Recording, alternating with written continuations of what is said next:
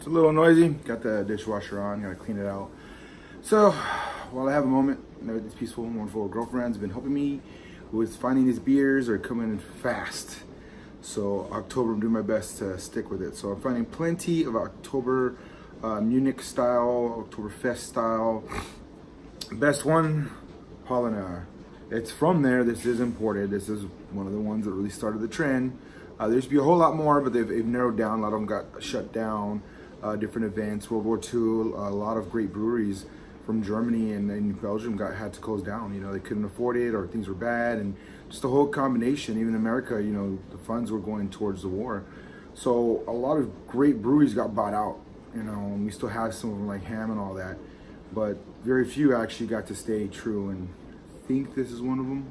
Not sure them and Spaten, but I'm pretty positive by now they're all united because there's a major company buying all of the ones in Germany and Belgium, and I'm pretty sure they just bought Anheuser a couple years ago. So they're just merging together, becoming one big company, but the breweries still make quality beer. That's the point. We're gonna do an imported one now. All right, Paulaner. All right, and this is also the Oktoberfest style. So they do have like a regular year-round lager or Pilsner. This will be just for this season as well. Granted, they probably make a whole lot more. People drink probably the whole month of October over there. It was intense. I made it 2 days. My friend, she beat me, did 4, and I don't know how anybody survives past a week. Let's drink to that. Ooh, it has that very familiar yeast funk that comes from that region, the yeast they use, the ones they have. It just reminds me of it. It's like being outdoors.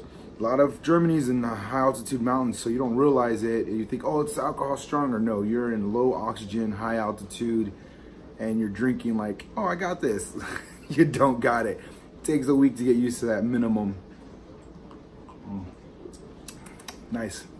Has that maltiness, that very yeast funk, but it's very mellow. It's actually lighter than I thought, so it's not super heavy. This is probably more like the crushable. You can throw a few down and have a good time. So it's still very good. Oh, just bring back memories. Just memories of hanging out, going to different bars, meeting people. It just, every time I have a German beer, it just puts me right back there.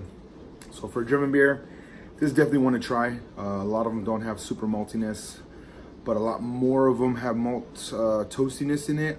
So basically, in a nutshell, like all the Pilsners are basically lagers, but they make sure they use toasted notes, and they probably, some of them barrel age it traditionally, so it's building way more complex flavors. Has a lot going on, so some people are like, whoa, that's too much, and that's why a lot of them say American lager is piss beer, because it's very clean and simple. There's no complexity, where you grow up just having Pilsners and all these October beers that are just, you know, aging correctly and no steel, and just taking their time to ferment. And yeah, it's just, you can't really break away from it that easy. It's good stuff. So if you haven't tried it, give one a shot, and then try their Pilsner. They're one of the more ones I can enjoy. I've gotten more used to Pilsners. Anything malty, more like the Märzen and all that stuff, the Oktoberfest, yeah, Märzens, they really just connect with me a lot better. So I prefer these ones if I have them when they're out. But if not, there's a couple of Pilsners that are, honestly, they seem like cheap beers, but they just make them the same they've always had and been producing it so long that you're still getting a quality beer for a great price. So those I'll get to later, but right now we're covering October beers. All right, hopefully you like this. This one's great. It's a little lighter, so it wouldn't be my first choice, but if it was hot that day, this would be my first choice, because I don't want to just pass out. I want to be able to enjoy some beer and hang out. So, all right, hopefully this helped you out, figuring out, obviously, this has a lighter SRM. It's more like, you know, the 6 or something. So the body's a lot lighter. It's more than a lager, but it's definitely lighter than even a Kölsch or a blonde. So there you go. Thank you for watching. If you're new, subscribe. If you had this or thought about it or seen it, comment. I'll do my best to answer as soon as possible, because I really think it's worth trying. There's a few imported beers that you really have to try, and I will grab those ones first, and they'll be my top choices that I think everyone should at least try, that spreads out the profile. So other than that, be safe and enjoy this month of September right now, even though the beers for October are already flying on the shelves. Good night.